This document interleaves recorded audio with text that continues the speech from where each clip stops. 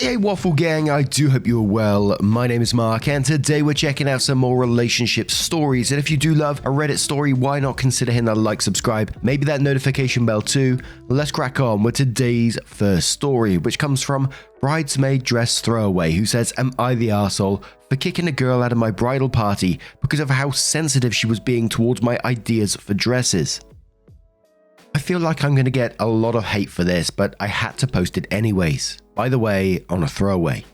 So I'm getting married soon, 28 female, and one of the most exciting parts of the wedding for me are the bridesmaids and the dresses. I don't consider myself to be a bridezilla, but on my special day, I want everything to be as perfect and coordinated as it could possibly be. So about a week ago, I decided to invite my bridesmaids over so we could discuss dresses and stuff. Let's call the bridesmaid I had the issue with Joy. Before they came over, I already had a nice dress in mind. The dress was burgundy, form-fitting, cut a little above the knees, and had one shoulder strap. I thought it was gorgeous and very feminine for women our age. But Joy and a couple of the other girls weren't exactly comfortable, mostly because it was form-fitting, so I let it slide. I really wanted a dress that all of the bridesmaids would love and feel comfortable in, but they had to be the same. So the next dress was still burgundy, but it touched the floor, no slit, and it had spaghetti straps. Everybody loved the dress except for Joy, who claimed that she didn't want to wear the dress because she's insecure about her shoulders. Fair enough. At this point, I knew Joy was going to be difficult to work with, but I kept going because, again, I wanted to be accommodating. I think we went through 5 or 6 more dresses before the last one. The dresses that I showed the bridesmaid were modest in my opinion, and little things were what made Joy not want to wear them. The complaints she had were always something like, I don't like how the dress shows the shoes, my toes would be out, or my hair isn't long enough to complement those sleeves. Yes, I'm 100% serious. So the last dress I showed them was a floor-length burgundy dress, loose, had beautiful long sleeves, and the only thing that was keeping it from not being a burgundy maxi dress with long sleeves was the fact that there was a slit that came up to below the knee. It honestly was one of my least favorite dresses out of the ones I chose, but I wanted to try to be accommodating. Again, everyone seemed to agree with the dress except for Joy, who claimed that the slit was a little too provocative for her taste. After this, I was a little frustrated, so I just said we'd try looking at the dresses again another time. While the girls were leaving, I pulled Joy aside and explained that I don't think she'd be a good fit for my bridal party because this aspect of the wedding meant a lot to me and her demands were too nitpicky to be a part of the group. But I still wanted her to be a part of the wedding. She got upset and said that I was excluding her because of her insecurities. I said that I already tried to accommodate her by showing many different style dresses, but she didn't want to hear it and left. So, am I the arsehole? Edit, I am the one paying for the dresses. Edit 2, wow, this blew up more than I expected. I'm trying to read the new comments, there's over 300 which is crazy, and respond to the info comments, but if I missed it, I'm sorry. But I just wanted to respond here to some frequently asked questions and to make some clarifications. I wanted matching dresses because I've seen pictures and videos of weddings where the bridesmaids wore matching dresses and I fell in love with the look. I wanted a unanimous vote instead of majority rules because this is how I looked at it. Say all of the bridesmaids love this dress but 2 of them didn't, and I picked the dress anyways. I would feel bad if 2 of my bridesmaids felt uncomfortable the whole night because they were overpowered by the others. Joy is one of my friends from college. Yes, we're not the closest like best friends closest, but I still appreciate her, which is why I asked her to be a part of the bridal party. Just to put this out there, my bridesmaids aren't the same, but there's no striking differences that would make me say, wow, these girls can't pull off the same dress. What I mean by that is that I don't have overly tall girls, overly skinny girls, girls with boobs that can't support a certain dress because they are too big. You get the rest. Also wanted to put this out there. I didn't choose my bridesmaids because of their body type to match my same dress aesthetic. Just saying that because I feel like someone would accuse me of it. That's just how it was. And edit 3, oh, I forgot to add in something addressing the shawls. I did kind of bring this up while we're looking at dresses, but there were 2 issues with Joy. The first one was that she would veto the dresses no matter what. The second one is that some of her issues didn't even have to deal with anything a shawl would fix. For example, she had a problem with slits. no matter how small, as we saw the last dress. She would also not care about the shawl and veto the dress entirely. And we're going to move straight to the comments with Vendetta, who says, I was a bridesmaid and the dresses my cousin picked for us were strapless. I'm the same as Joy. I hate baring my shoulders because they're kinda wide and lots of acne scarring from puberty. And she wanted our hair up, so no covering the shoulders with my hair. Also, it was a January wedding and she wanted all the bridal pics outside. Know what I did?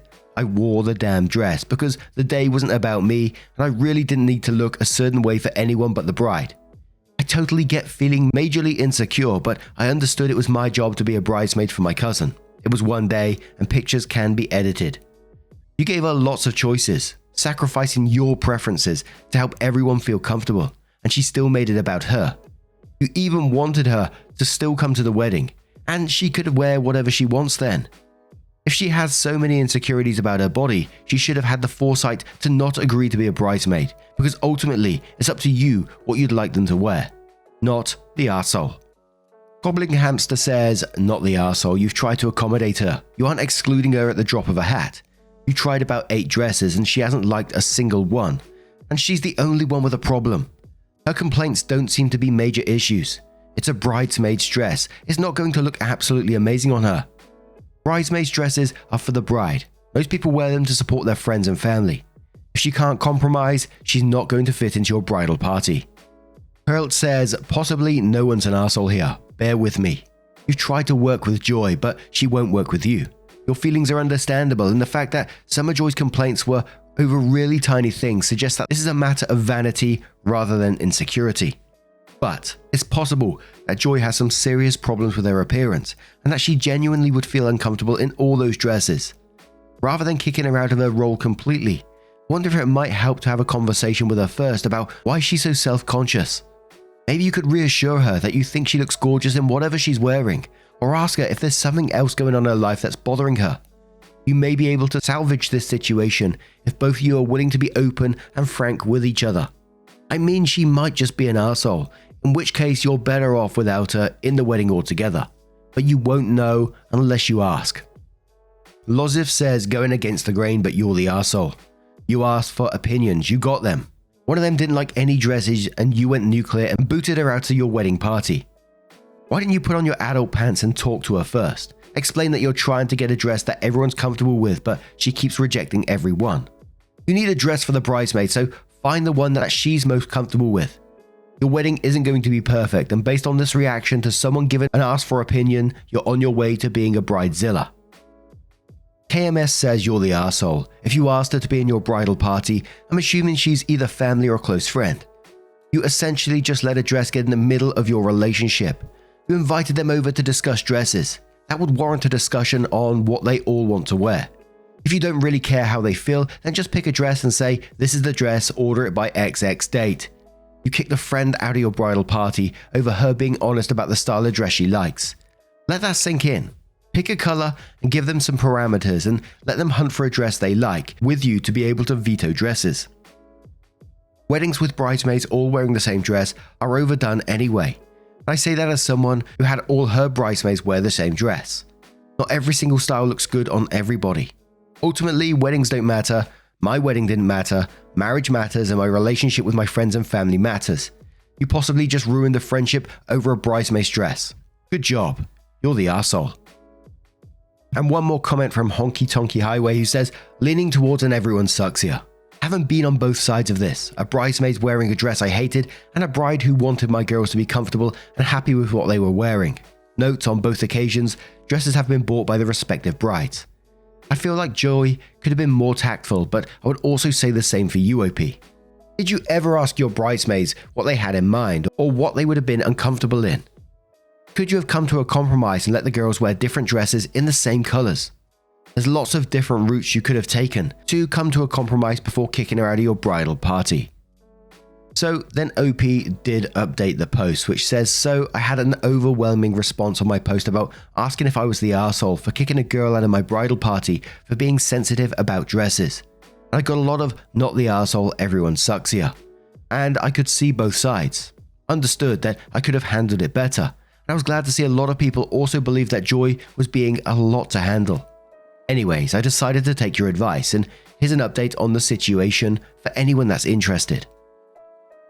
So, after reading a ton of your comments, I decided to call Joy and invite her over to talk. Luckily, she said yes. By the way, before this, she didn't say she didn't want to be at my wedding, so she was still planning on becoming a guest. And I apologized for kicking her out with no warning, but I laid out my frustrations. She apologized for being really picky about the dress and realized that the attention wasn't going to be on her and it wasn't her day, so it wasn't really appropriate for her to get upset over fine details on the dress. She also revealed to me that this was going to be her first time being a bridesmaid. She doesn't usually wear dresses, she's more of a leggings and sweatshirt type of girl. I took some of your guys' advice again and asked Joy to show me a couple of dresses online she would be comfortable with. It didn't matter what color, I just wanted to see her style. And she searched for about 10 minutes and couldn't find one that she loved. She kind of looked bummed and a little apologetic, so I came up with a plan. The official dress shopping day for the bridesmaids was the next day, and I invited Joy to go with us to get a feel for the dresses to see if she would be comfortable, and she agreed. So the next day, my girls and I met up at a dress place, tried on a couple of dresses, and Joy didn't really like them, even though my other bridesmaids did. Finally, we tried on the fourth dress, which was the one. The girls fell in love with it, and I looked at Joy and she was staring at herself in the mirror, but she had a smile on her face. Bloody onion ninjas. I came up to her and told her again I didn't mind if she wore a shawl or cover up some moments, and she nodded and smiled again. Actually, one of my bridesmaids, who didn't really know about the situation, came up to Joy and told her how gorgeous she looked in the dress. I'm not gonna lie, I shed a couple of tears because they all looked so beautiful. So we found a dress that was matching and all the girls were happy with, and Joy is back in the bridal party. Hope that this was a happy ending that everyone enjoyed. Now for me, I have to go plan other parts of the wedding with my fiance. And then there was a picture that's similar to the dress. I don't think it was the exact same one, but it's similar to the dress. Edit 2, and thank you guys for all the rewards. I just wanted to say a little bit of communication can go a long way. I will admit that I was very stressed when helping my bridesmaids with the dresses, but having a simple conversation saved my friendship and my bridal party. I'm so happy. And I gotta tell you what, it doesn't take much for me these days to get a tear or two coming out. Just the thought of Joy stood there, seeing herself in the dress and, being really happy with it is just, I think it's a real powerful thing and a really lovely thing too. And I gotta admit, right or wrong, in the first part of the post, I was very much verging on and not the arsehole because of how OP was so accommodating and, trying on several dresses to try and get her friend, Joy, to be happy, and it just didn't work out. So I thought at some point, you just got to cut that off. But as the comments went on, they were swaying me towards a no one's an arsehole here, especially when they are talking about body insecurity and Joy being a friend. If I was in sort of OP's situation, after reading all the comments and stuff like that, I think that's my friend. I don't want them to feel insecure while at my wedding. Right or wrong, I know everyone's going to have their own opinion on that because the comments in this post were very all over the place. But I'm very, very glad they did have their happy ending in the end. But what do you guys make of this situation? Let me know your thoughts down in the comments below. Let's move on to another story. Now, I've had to come back after reading this story, and I just want to give you a warning in case you do want to skip it, especially if you're eating. This story contains animal abuse to do with hoarding and also child abuse as well. And our next story comes from My Spouse is a Pet Hoarder, who says it's 6 a.m. and the roosters have been crowing non-stop for the last 2 hours in our sunroom, adjacent to our bedroom. I'm now sitting in the basement as flies swarm around me, and I've given up swatting them because there's too many to bother. The basement is the area of the house with the least amount of flies. On top of the rooster noise is the cackle of male quail that reside in our living room. They live in the base of 3 cages that are filled with budgies and a cockatiel. When I wake up and I remember to put on my slippers and I hope to get to them before stepping in dog urine or fresh dog shit. Our carpet in our master bedroom is saturated in dog urine with many spots that haven't dried out yet. Yesterday, my wife bought our daughter a new tortoise and a frog. The tortoise will be added to the aquarium with our bearded dragon. The bearded dragon, which is often free to roam the house because my wife feels it will be happier. It is free to poop on our furniture or floor or where it was left out last. As I sit here in my basement, the one place where I do not allow any pets, I'm listening to a rabbit thumping its paws on the floor above me, or the sounds of it biting and ripping apart our wall or furniture. I'm not sure which noise it is, but I don't care anymore. We have at least 6 rabbits.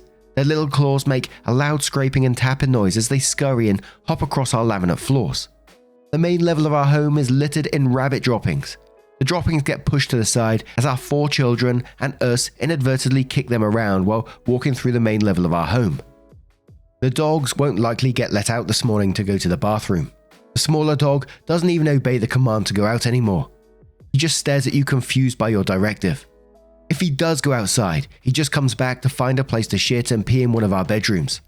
Our backyard doesn't have much dog shit because it's mostly in our bedrooms. It will stay there for days on end because there is no expectation that it shouldn't be there. The new smell from the giant rug I bought for the basement has worn off. It smelled like glue and dye, and it drowned out the odors from the dozen chickens that reside in our family and living room. They live in a couple of 36-inch fabric pop-up enclosures filled with pine shavings. It is saturated with chicken shit and urine and has soaked into our oak wood hard floors, permanently damaging them. The stench is eye-watering. We have a lot of feathered friends here. In our master bedroom are 3 more cages with a variety of exotic birds that sing loudly all day long and leave a permanent mess of seeds on the floor around the cages. They are free to roam, and so our room has droppings along our beds, headboard, and on our pillows, along the sides of the doors where they perch, in our bathroom mirrors, and down our shower curtains.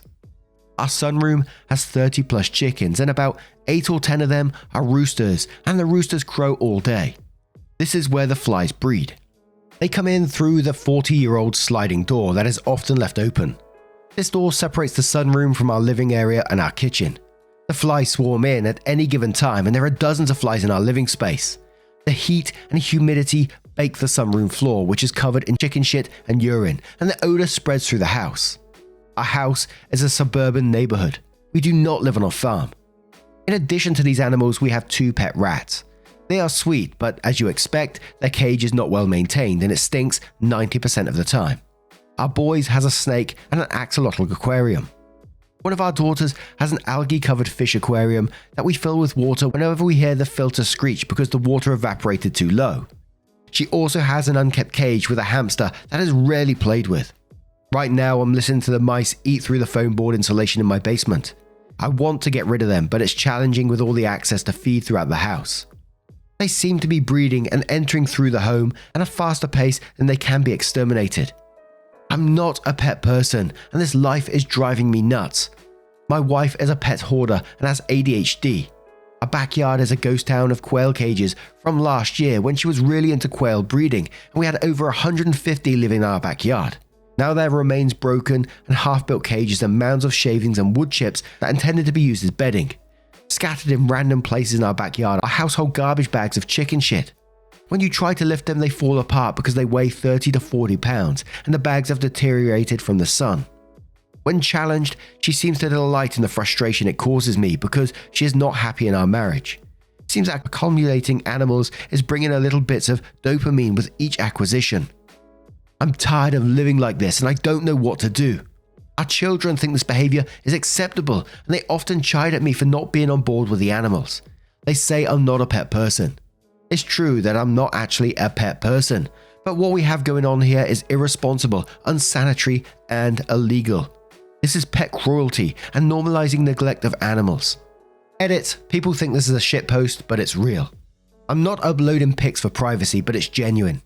I wrote it in this style to express everything because it's distressing and aggravating and I haven't expressed it to anyone. I'm seriously asking for advice. It's slipped out of control. The amount of pushback from my wife when I address the problems creates a lot of tension and distresses the children. She just keeps bringing home animals. The last time I threatened to rehome the chickens that she was keeping in the house, she became extremely angry and combative. She rehomed them, but not after a slew of insults and claiming that I was being totally unreasonable. Then she just slips back into the same behaviors because she never believed it was a problem in the first place. We've had a company come to our house, but no one has called CPS or animal control yet. Seeing all these reactions has made me realize just how bad it is from an outside perspective, and a CPS call is a serious possibility, and that is terrifying. Then OP did update their post 1.5 years later, which says, Some of you may remember my post venting and looking for advice on what to do in regards to an extreme animal holding situation with my wife. Dozens of chickens residing in the home and a variety of animals roaming outside of cages in the home, feces and a rampant mice infestation.